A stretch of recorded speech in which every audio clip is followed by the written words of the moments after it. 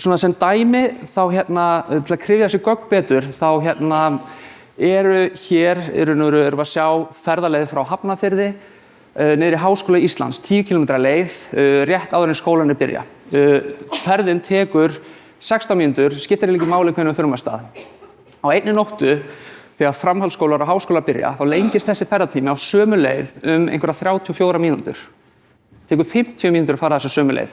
Og þegar grunnskólarnir byrja, þá í raun og veru það sama, það lengist í raun og veru enn frekar.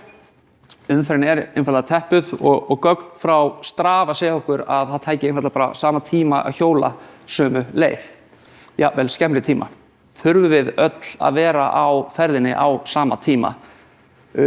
Allir framhaldsskólar og háskólar byrja á sama 20 mínútna tímabili. Og það bara svona spurning, þurfum við að gera þetta?